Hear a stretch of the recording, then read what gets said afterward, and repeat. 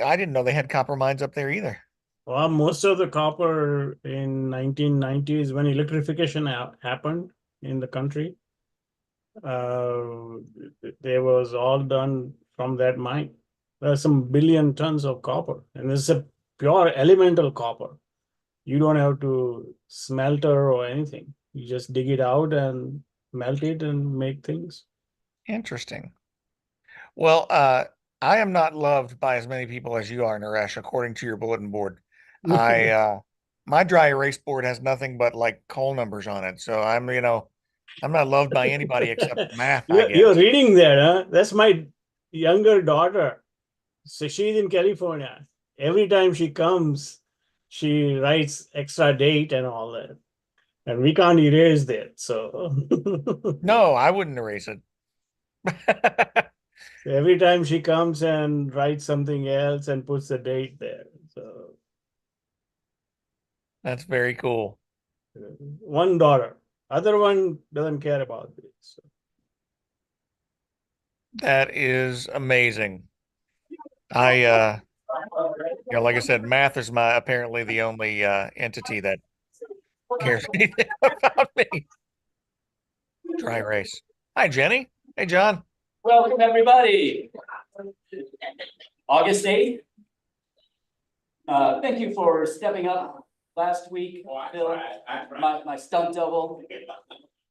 Can I have Wynn Stevens come up for the pledge four-way test and inspiration? What order are we doing this in now? Is it inspiration then pledge? Yes, four-way test. All right, inspiration. I had to get the new order right. You know, I'm to the age I can't remember things. All right, so we're going to start with the pledge and the four-way test. I pledge allegiance to the flag of the United States of America and to the republic for which it stands, one nation, under God, indivisible, with liberty and justice for all. And our four-way test, is it the truth? Is it fair to all concerned? Will it build goodwill and better friendships? Will it be beneficial to all concerned? Please be seated. Today is August 8th, if you didn't know that. And 59 years ago today, my parents met at First Baptist Church in Bardstown, Kentucky, and were married. And so that's had me a lot thinking about sort of origins. And obviously, we have the Olympics going on. So in light of those two things, I want to tell you a quick story about a young man named Calvin.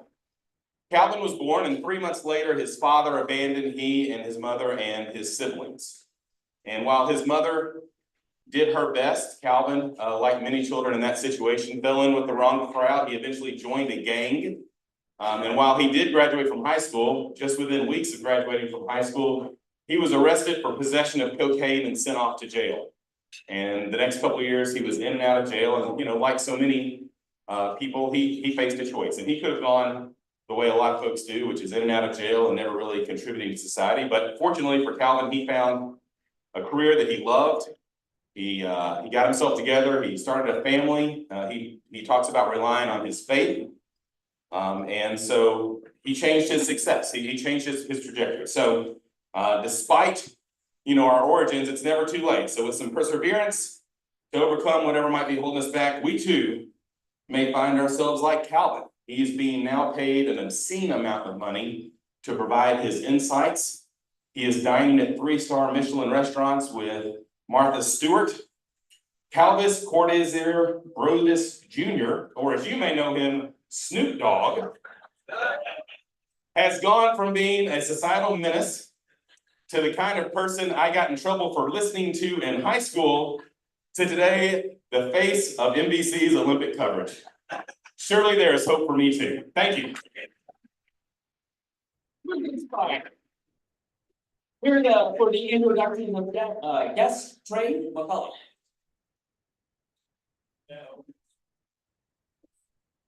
How are you?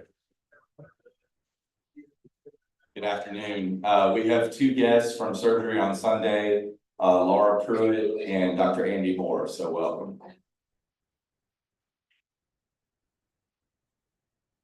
Thanks, Trey. Good to see you, Laura. Lottery. Ready, Cheyenne? All right. Oh, you know, last week I missed, I had a business opportunity up in the New Buffalo, Michigan area. And you all familiar with it? I wasn't.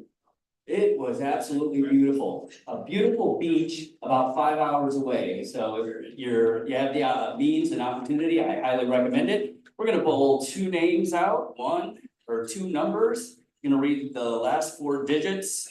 Number one is 5555. That's gotta be lucky. Got one. 5555. And get ready in case we don't win. 5539. 5539.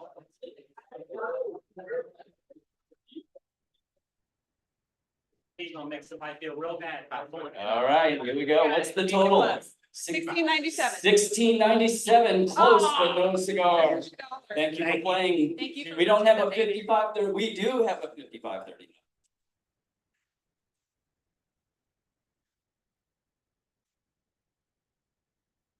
Oh, thanks for playing. All right. Thank you, Cheyenne. The pot rose. The pot rose. Celebrating birthdays today. Virginia Carter, are you here? Yes, yes. Well, I think we mentioned Franklin Thompson last week. Franklin on 8/8, August 8th. You get the double snowman. Congratulations on your birthday. John Larson, you here? Yes, no, John? John, and Lyle Hanna next week. You're gonna join the 70-something crowd. Happy birthday, everybody. Announcement on the pollinator garden, the 5th Thursday of this month.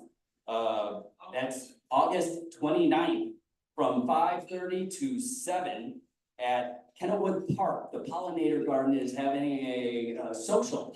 We're gonna have libations and some light snacks, and everybody has an opportunity on the social 5th Thursday of the month to come out and see the amazing work we are doing. So can't wait to see you there.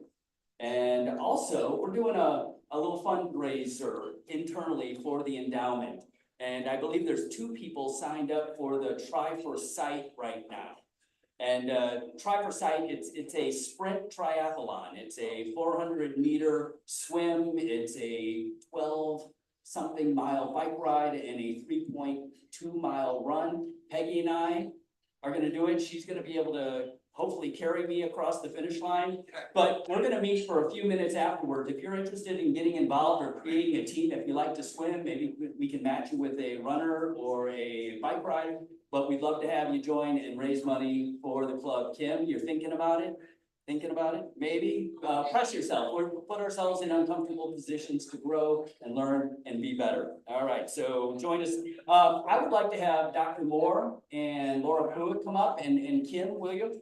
Every year we have Dancing with the Stars and we raise money, and we raised a nice chunk of change for the amazing group Surgery on Sunday. And so, Michael, we can get a picture here. Here's a check for $25,000 to the group at Surgery on Sunday.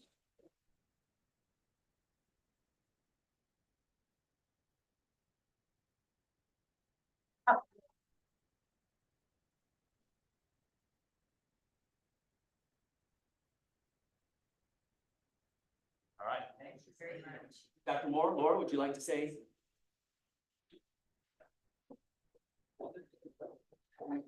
We are indebted and have a lot of gratitude for the Rotarians who've done for us over the years and have helped us stay alive and afloat.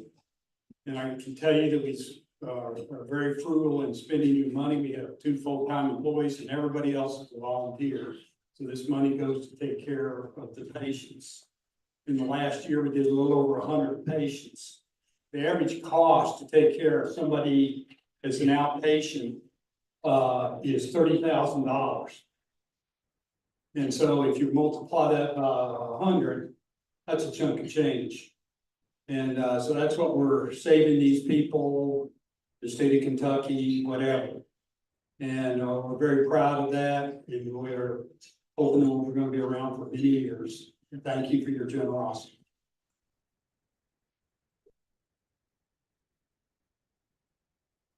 Absolutely on Sunday. Thank you so much. And Bob, we'd like to, one of my favorite parts of the announcements is introducing new members. You have a new member to introduce. Come on up. Yep.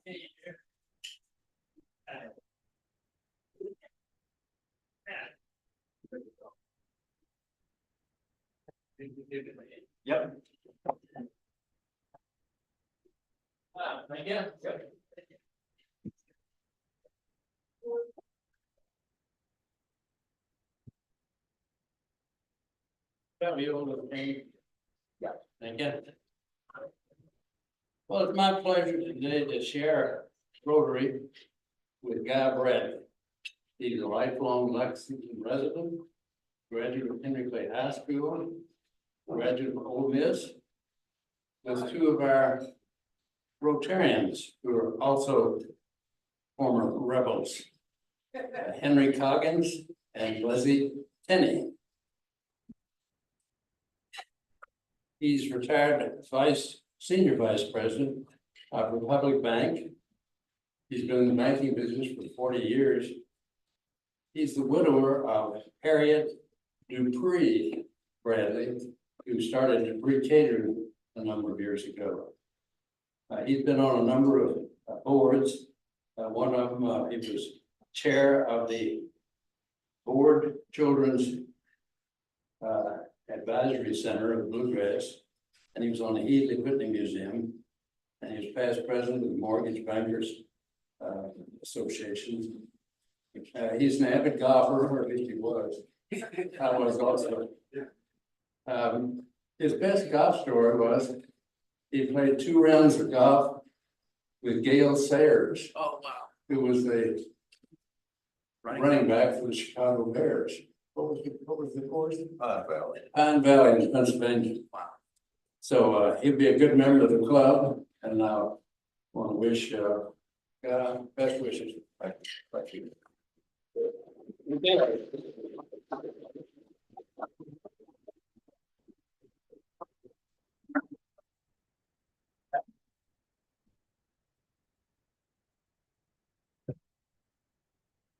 Thank you, Bob. Welcome, Guy. All right, next week we have we're doing Rotary differently. We're back to packing backpacks, 1 o'clock at God's Pantry. If you have any questions, please contact Susie Basham.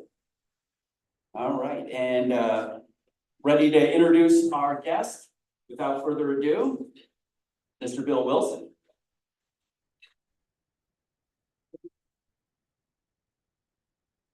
Guy, I have one piece of advice for you. Never play golf with an undertaker. They're always on top of that last hole. I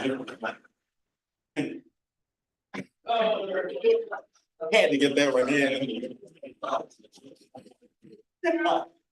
Well, it has been my pleasure for the last several years to serve under several district governors. SEMA, Sachdeva was one, and Gene Clark, and now Xandy Stewart, and they've all shared with us their passion and commitment to moving Rotary forward. And they all have 3 major characteristics. They all have a keen vision about what Rotary should do and where we should go. They have indomitable courage because they have to make some major decisions in order to get there. And of course, they have tenacity. And wrapped around all that, you have to have a boundless spirit of energy because these people are moving all over the place. So we are fortunate to have with us our District Governor Xandy. His name is Alexander C. Stewart, and he's known affectionately as Xandy. He's been a member of the Maysville Rotary Club, where he served president twice. He also served as an assistant district governor from 2019 through 22, and he received the Maysville Rotary Club Service Above Self Award on 2 separate occasions. Xandy is retired from the International Paper Maysville Mill after more than 25 years of service. He also retired from the Kentucky Army National Guard after nearly 33 years of service. And he retired at the rank of Colonel, and his awards include the Legion of Merit and Meritorious Service Medal. He's a graduate of Mason County High School, Maysville Community College, Morehead State University, and the Air War College. Xandy and his wife Pam celebrated their 43rd anniversary in July and are the parents of 2 grown children. He has a small farm where he raises beef cattle, and his recreational activities involve running and traveling with the family. For additional details, I would encourage you to read The Wheel Horse. But with that said, let's give him a warm Rotary welcome, our District Governor, Xandy Stewart.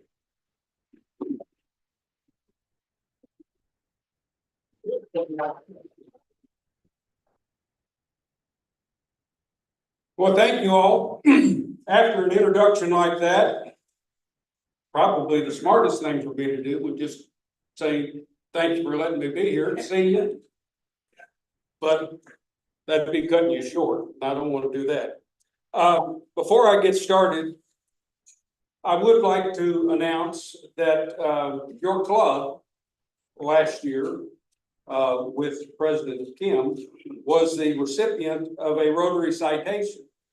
One of 14 clubs in District 6740 to have received such. You share this honor along with Ashland, Augusta, Carlisle, Cynthiana, Fleming County, Kenton County, Lexington after hours, Louisa, Morehead, Paris, Pikeville, Richmond, and Somerset. So many more clubs didn't receive a citation than did. And to achieve that, I have it out here in front of me. There's about 4 pages of things that you have to ring the bell on, and you all did that. Congratulations. Congratulations on your commitment to Rotary. Congratulations on your hard work and your extra effort that you put in to doing it.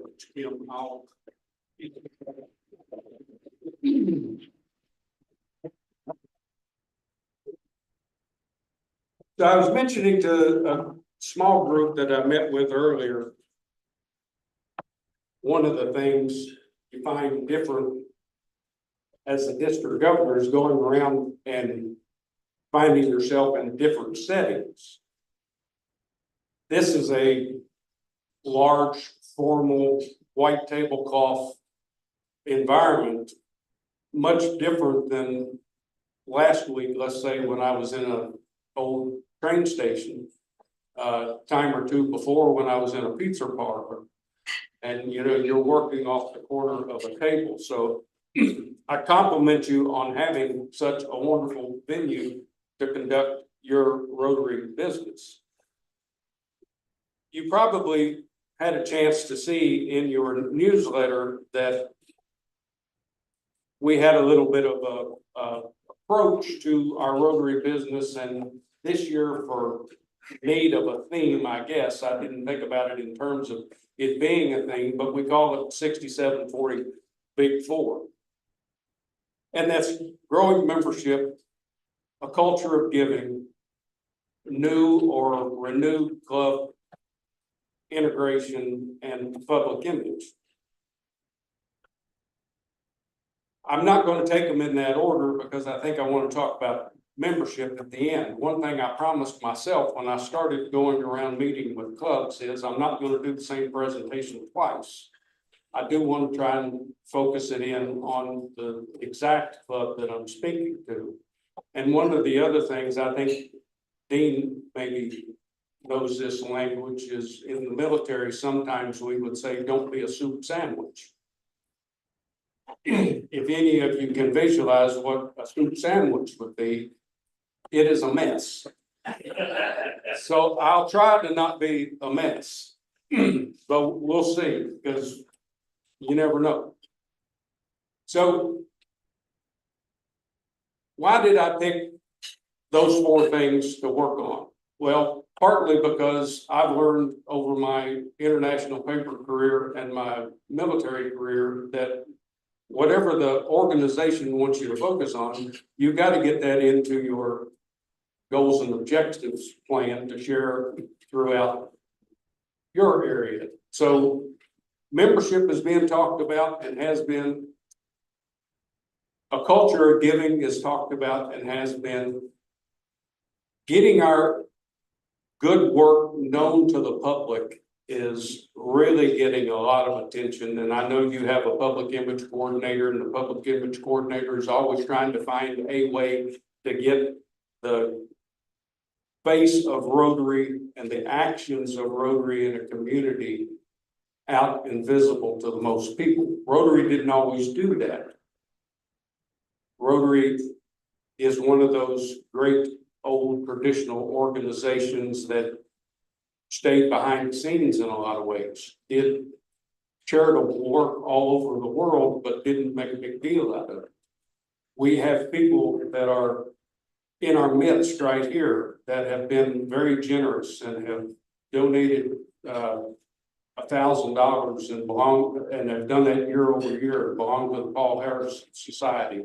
Or we have people that might be major donors.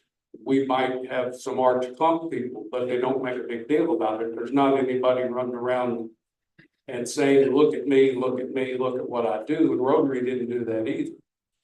But Rotary hasn't been able to attract as many people to Rotary because Rotary, you know, behind the scenes, nobody knows what it is. So we want to change that. We want to get our face out in front of our public all the time, and we want to find new ways to do that. Yeah, I think you all are doing a triathlon. Find some Rotary gear to put on. I'm going to be running in a 5K in Maysville Saturday morning. The FOP Lodge puts it on, but it has Rotary emblem on the front of the t-shirt, because Rotary in Maysville this weekend is putting on the annual Oktoberfest. So we're going to be having a lot of fun down there. And I hope I don't stay at the beer garden too long on Friday night. But that wouldn't be like me. So the FOP Lodge, we partnered with them. They're going to put on a 5K for us, and we've got a lot of participants that are signed up for that. Everybody's going to get a chance to look at Rotary as we're all running down the streets of Maysville.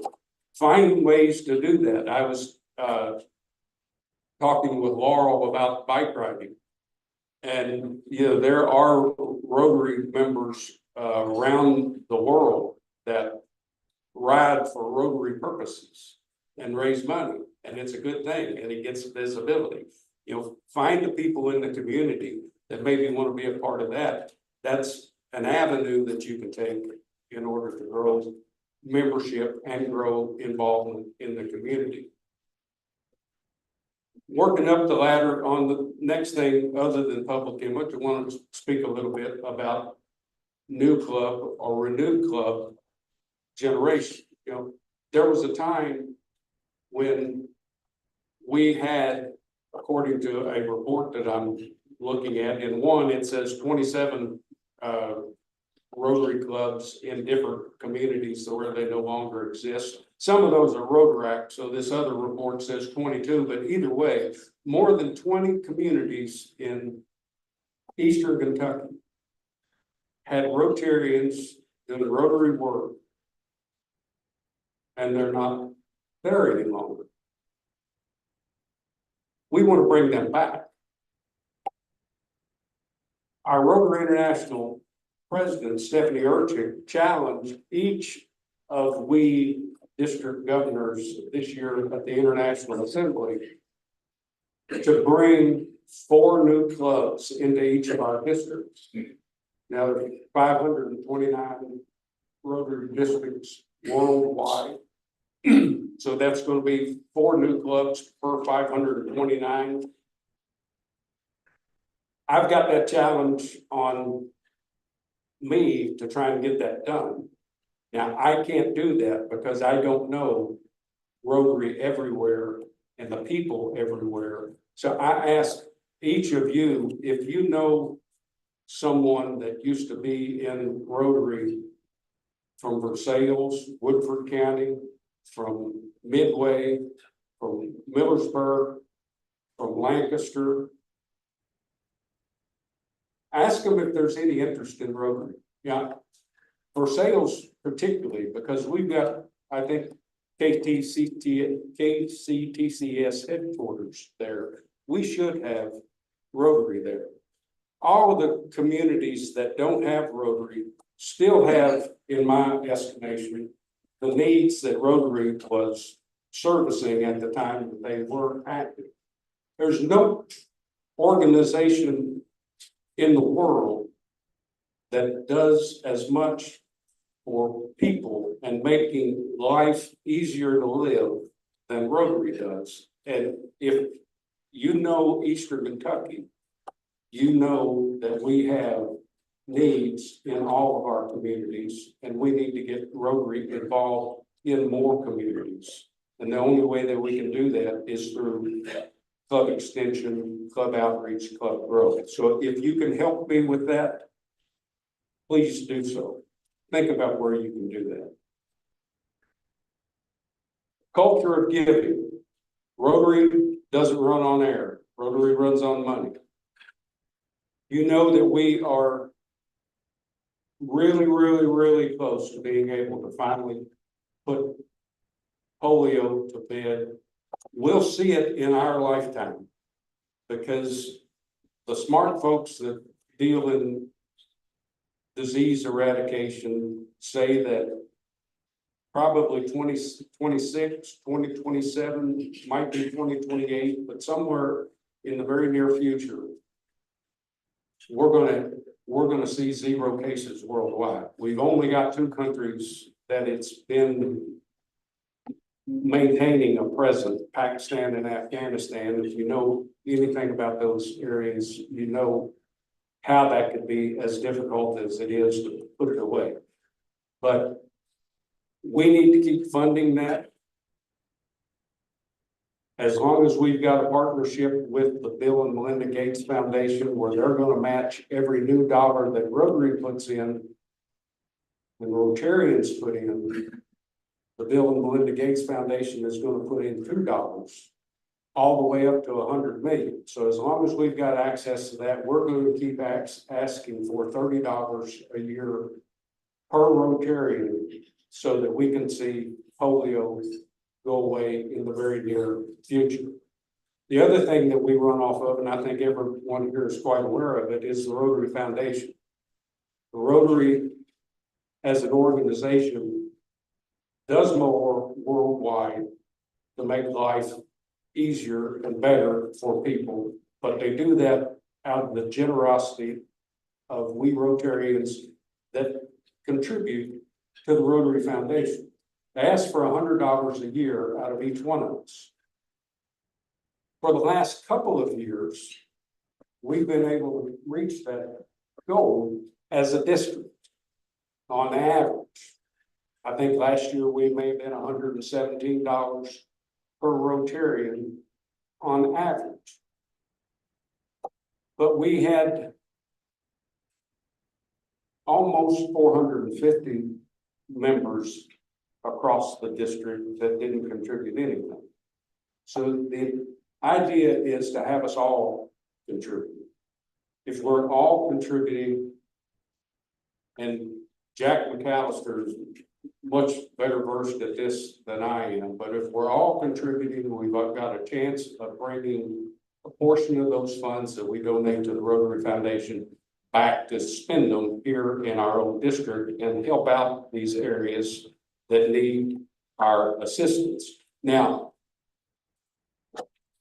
I guess it's my overall background that tells me that when you ask people to do things like donate, that you don't just leave that on the table and walk off. So when I make a presentation to a group and I say I'd like $100 from each one of you to go to the Rotary Foundation, and I'd like $100 from each one of you to go to Polio Plus, I say that and I say that I'm in that with you. So, Brett, I made a donation to each of those, the annual fund for $100 in honor of the Lexington Rotary Club.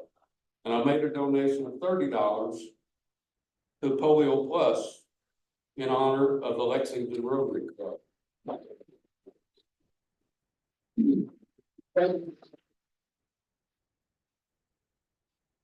I want you to believe it when I tell you, I'm in this with you. And I would ask that you please be in this with me and be in this with Rotary. And we will make sure that we do the things that Rotary wants to do, not only around the world, but also right here in Eastern Kentucky. Now, I'll get to the last part of what I'll talk about, and that is membership. When I had, excuse me, when I had Brett and all his classmates from the other Rotary clubs in Chattanooga, we used 2 items to do our training that were a little bit different than the training that I'd gotten as an incoming president when I had my chances to serve the Maysville Club. I always got a binder that had a nice notebook tablet, and I had a little calculator in there and an ink pen, but it didn't give me everything that I felt like I needed. And I started looking at being a club president from the point of view of maybe being a second lieutenant, which means I've got an awful lot of responsibilities, but I don't know much about what I'm supposed to do. So I tried to create something, and I worked with my classmates from other districts, and we came up with something that I know Dean will recognize as a military guy as a smart card. It has on there everything you need to know to be a club president. Brett's got one. Every one of the club presidents in Eastern Kentucky have one. You can write on it. You can come up with ideas. I haven't tried bending it, but I'm sure I could. I made it this way so that it would survive. We used to carry information cards around with us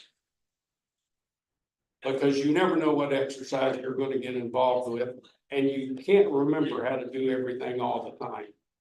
So this was one of the things that we sent home as a tool. The other thing we sent home as a tool was this notebook, and it's filled with ideas about what the club experience should be like. And the first thing it should be fun. We started with a New Year's resolution because on July 1st, we started the new Rotary year. So we said, we're going to have fun. We're going to grow membership. We're going to support the Rotary Foundation. So that's what builds all of the things in this book that Brett and all of his classmates have. It's got the themes for each month. It's got the important dates that are coming at us, like RLI, World Polio Day. Excuse me. When should we be selecting our next board of directors? When is PET's going to take place? All the things that we need to know as Rotary Club members. We tried to highlight in this book and give some inspirational information into it as well. And on the inside cover is basically the 4 things that we're talking about as the district's big 4. Grow your membership by 10%. Every member contribute $100 to the Rotary Foundation annual fund. Every member contribute $30 to Polio Plus. And work on your public image in a positive manner so that you're out there demonstrating to your citizens of our community here in Lexington what it is that it means to belong to Rotary and what it is that we do. I had a meeting, as I mentioned earlier, with about 10 of your club members about a half hour before this meeting started. And we talked about mostly why we need to grow in District 6740, why we need to grow in Lexington, why we need to grow as Rotary worldwide. And I framed it a little bit like this. Rotary is 1.4 million people around the world, Rotary members, the most generous, the most caring people that you will find anywhere. We've been at that 1.4 million number since the mid-1990s, according to one of our senior past district governors. In the mid-1990s, when we hit 1.4 million, we had about 5.5 to 6 billion people in the world. Now we've got 8 billion people. We've grown more than 2 billion people, but Rotary hadn't gotten a slice of that. Rotary puts in about the same number that it loses every year, and we know that that is not a formula for success. Stephanie Urchick, when she asked us to grow each of our districts by 4 new clubs, she also asked us to grow a net 100 members in each of our districts. I could have, and I said, I could have said every club, give me 3 new members. But that wouldn't necessarily balance out in any fair way, because you've got over 200 members in this club, and in Pineville, you've got 8. So, you know, in Pineville, you don't have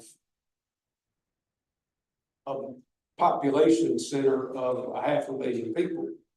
You've got 20,000 maybe in the county, and 2,000 possibly in the town.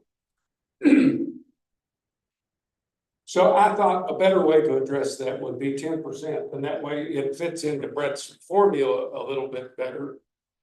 And then we went on and we talked about other things. I started thinking about Rotary membership and population after I went and visited a club in Tucson, Arizona, before I was going to be club president the first time. The membership chair was doing a presentation, and he said, I moved here from the East Coast 20 years ago.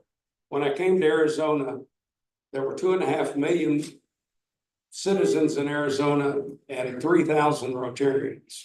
20 years later, there are 5 million citizens and still 3,000 Rotarians. How come we don't grow? I don't know. I do know. Part of it is because recruiting is a job. If you've ever been around the military or you've ever been around a corporation, you know that recruiting is a function of that organization. It's hard to make recruiting a function of a Rotary club, but it has to be done in some form or fashion. Now, we have a membership chair and we address things, but we need to think consistently about how we're going to grow. You know, this club is the oldest club in our district. This club is the largest club in our district. When I joined Rotary, this was a 400-person club. The population in Lexington and Fayette County would still support a 400 member or maybe a 500 member club. And I believe, and we had our discussion earlier today, I believe the people are here. I believe the professions are here. I believe it is going to be a deliberate effort to be able to get those people from wherever they happen to be right now and get them in the habit of coming here at noon on Thursday. But I think we owe it to the history of the Lexington Rotary Club to do this. The people that got together 1915 and pulled together and said, we have the profession, we have the moxie, we have the history to bring Rotary to Lexington. I know those people expected that Rotary was going to survive them for centuries into the future and continue to do whatever it was they thought it needed to do. I feel an obligation to those members to grow this district, and I hope you all share that in wanting to grow this club. Now I'll take any questions you have. Thank you. Yeah.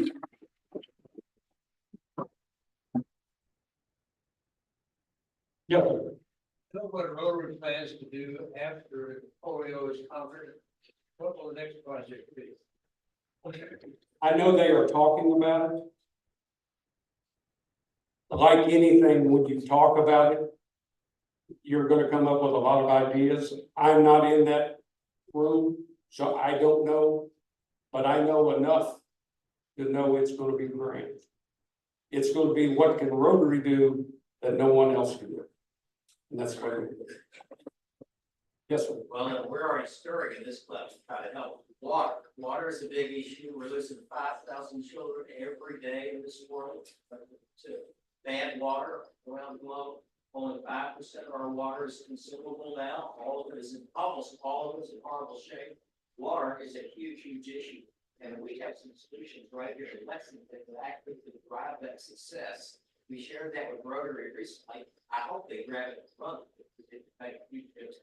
That's just one thing. It's not exactly like polio, but it's killing a lot of people. If Bill said I went to war college, which I did, and I had to write a research paper, and one of the things I wrote about was urbanization and megacities and the conflicts that exist in these megacities that are growing in underdeveloped areas. And a lot of it is a blue tarp city. They just keep tying a new blue tarp to somebody else's blue tarp and living underneath of that. And the water is an issue. And without the water, without the clean water, without being able to come up with clean water, they reuse the same bucket over and over throughout the family. That's how they spread disease. And that's how conflict breaks out. So I'm on board with you. Anything that we can do to make clean water, clean environments available, that's what it's going to take in order to help some of these places survive. Is that it? Yes, sir. This is not a great question, but being from Maysville, can you tell us how Limestone Street here in Lexington got its name? How Limestone got its name? Or Limestone Street? Limestone Street, out at the street here, got its name.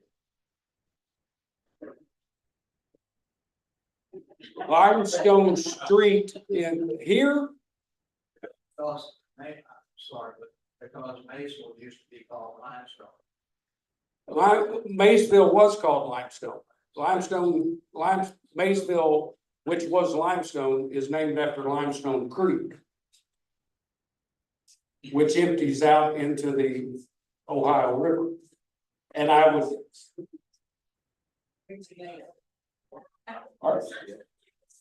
It's okay to try to stump the district governor. Thank you all. Xandy, as a appreciation for you coming out to speak with us today, we have a beautiful lithograph from our very own Bill Strauss. Thanks to Xandy Stewart again. Thank you. Now, don't forget, next week is doing Rotary differently. Talk to Susie Basham about how to get involved in the backpack. And if you're interested in learning about participating in the site, Try for Sight 1 month from today, please stay after. We'll meet right here. Thank you. This meeting is adjourned.